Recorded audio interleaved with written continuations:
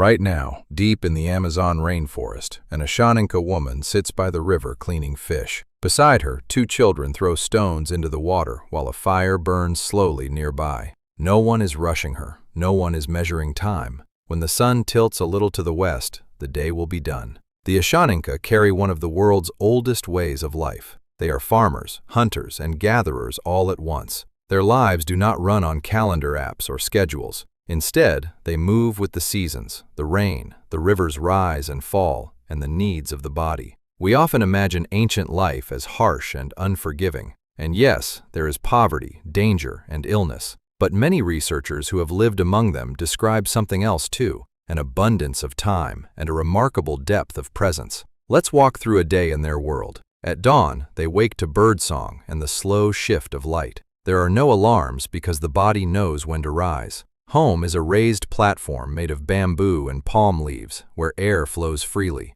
Children sleep beside their mother while a grandmother rests nearby. 3 generations often share the same roof. The first hour of the day is not for work but for conversation. They talk about who coughed during the night, whose husband crossed the river, who caught the most fish yesterday, and which trees are bearing fruit. These conversations form the foundation of their social structure. There may be no written laws, but everyone understands that greed and selfishness carry consequences. If you refuse to share, whispers will follow you, and eventually you may no longer be welcomed by others. In their society, the harshest punishment is not prison, it is isolation. As morning begins, the men take small canoes onto the river carrying nets or spears. Fishing and hunting are never guaranteed. Sometimes they wait silently for hours, watching for the shadow of a fish beneath the water's surface. Meanwhile, the women enter the forest, carrying generations of knowledge in their minds. They know which bark heals, which fruits are ready to harvest, and which roots must be boiled before they can be eaten. The forest's map lives in their minds. One anthropologist once wrote this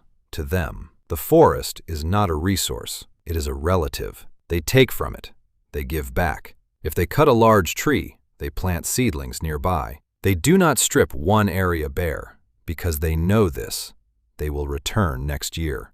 Children's Day. The children do not attend school, not in our way. They learn by watching, by participating. A 5-year-old boy practices with a small bow. A 10-year-old shows him how to stand. A girl helps her mother dig roots. First, it is play, then habit, then skill. Adults rarely interfere. For millions of years, the human brain evolved in environments like this, where learning meant joining in. Midday, when the sun is overhead, work stops. This part feels foreign to us. They rest. Someone plays a flute. Someone weaves rope. Someone picks lice from another's hair. It is not just hygiene. It is touch, connection, intimacy. In our lives, touch has nearly disappeared. In theirs, it is daily. If someone falls ill, the entire village knows. No one is left alone. Sharing. By afternoon, the fish and game return. But the one who caught it is not the owner. If a large fish is caught, it is divided. A widow receives first, then families with children. The hunter eats last. Their language has a word for mine, but not for mine alone. This rule sustains their society. Conflict. Do they never argue? Of course they do. There is jealousy, anger, misunderstanding. But they have room to move. If someone cannot tolerate the tension, they may leave for another village. Weeks later, they might return. In our lives, we are tied down by loans, jobs, rent, contracts. They own little. Movement is easy. Evening. The fire burns. Smoke rises slowly into the dark. Food cooks. Stories begin. Stories are not entertainment alone. They are history, education, warning. An elder says this: "Once the river became angry. We had grown greedy. The children listen. They remember." This is how ecological knowledge travels across generations. Night, under the stars. They sleep. No one is obsessively planning the future. They grew up trusting that tomorrow the sun will rise again. They know death exists, illness exists, but so does life. Today, what have we changed? We invented agriculture, built cities, created electricity, the internet, antibiotics. We extended lifespan, reduced infant mortality. These are immense achievements. But what did we trade for them? We lost time. We lost the ability to sit together and do nothing. We made work the center of life. They make life the center. Work exists within it. Modern discomfort. Today we live with a strange ache. We compare. We wonder if others are happier.